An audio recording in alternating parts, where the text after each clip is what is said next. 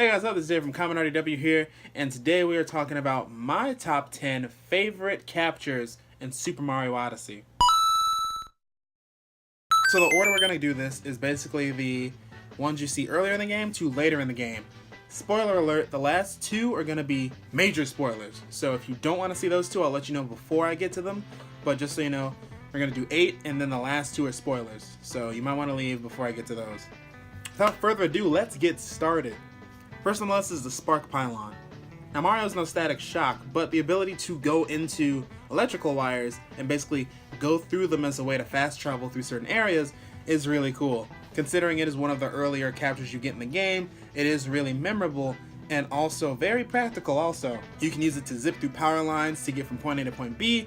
Also, if you shake when you're going through the power lines, you'll let out a bigger spark charge, which you can use to grab coins and other electrical things that are nearby you when you're going through these cables. Later in the game, certain areas actually get specific telephone poles and wires, so you can use them to fast travel through certain parts of levels, so very handy ability. Alright, number 2, the TRex. Now, we all knew that the TRex was going to be one of our favorite captures in the game the first moment we saw it on that Mario Odyssey trailer back at E3. The fact that Mario is even around other dinosaurs that isn't Yoshi is one thing on its own, but the fact that he can become that dinosaur is a totally different situation. Like, the dinosaur can't be phased, it's basically a walking tank. And just seeing Mario's little mustache on the edge of its nose when you become it is pretty cool. Number 3, the Cheep Cheep. So the swimming in Mario Odyssey isn't as good as, say, like Galaxy or 64.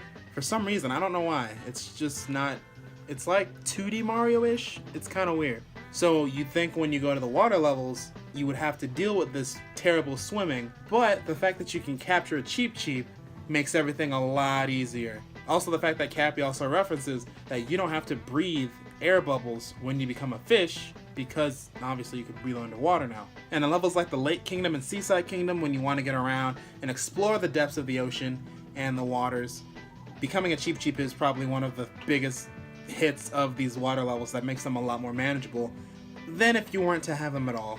And also, not only is the Cheep Cheep practical, it's also adorable. Mario's hat fits perfectly on the Cheep Cheep's head with a little mustache. It's so cute. Number 4, the Uproot. So this is a really weird looking enemy because it has these ghostly blue eyes, which is kind of creepy. They have really cool abilities that enable you to go from like a foot tall to about 10 feet tall with the press of a button. And then if you shake the Joy-Cons when you're doing that, you can also go up an extra maybe like 5 or 10 feet.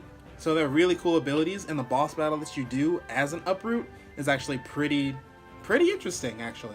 And also the Uproot's ability allows you to reach certain moons that you wouldn't be able to otherwise as Mario alone. So, yeah, very handy capture, that one, when it's not haunting your nightmares. We are halfway through the list, and number 5 is the Sherm.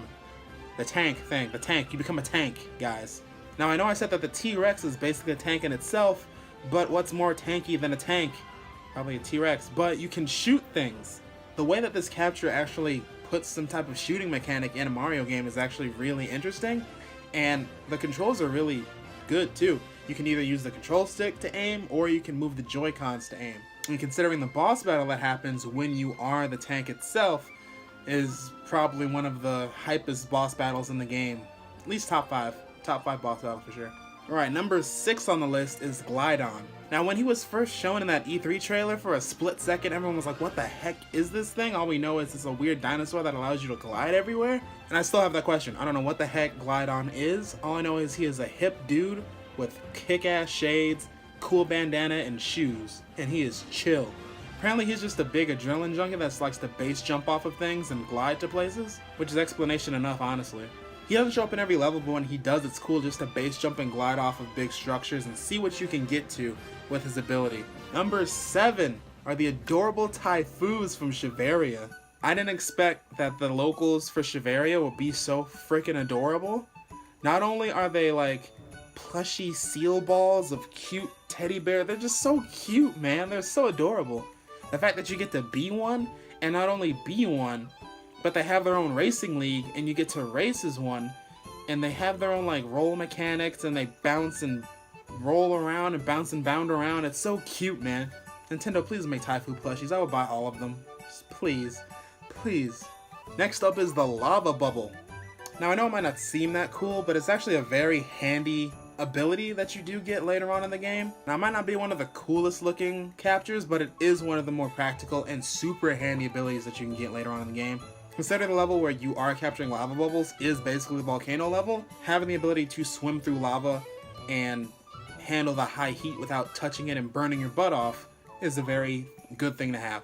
And also when you dash, he does this cool little spin move that's like so satisfying to do, man. It's so cool. And then one of the last main enemy captures that you have in the game that I enjoy so much is at Bowser's Kingdom, which is the Pokio. So I know Bowser's not one of the smartest guys around, but like, why would you make your final castle out of like plaster or styrofoam? So being able to become a Pokio and just fling yourself across castle walls and along the walls and getting all the collectibles in Bowser's Kingdom as one of these things is so cool. And also just the way they run over the rooftops of this level is so satisfying. And once again, the boss battle as this character is very, very good. Probably one of the best capture boss battles in the whole game in my opinion. And that was the end of the base enemy lineup for Mario Odyssey. I'm going to give you guys a couple seconds to leave because like I said, I have 2 more captures that I want to talk about a little bit that are super spoilery. More so than, I guess, the Pokio where I just revealed the last level in the game for you. Sorry. Alright, are you guys gone? Are you all here ready to see these major spoilers? Because I'm about to do it. Alright, ready? Bowser! You get to become Bowser. We all knew this was going to happen. We were hoping it would happen, and it did. But the situation where it happened was so amazing. It didn't happen in the final boss battle. You already destroyed Bowser. He's already knocked out. But then now you have to take Peach on your shoulder and slash through these boulders, and you can shoot out fire.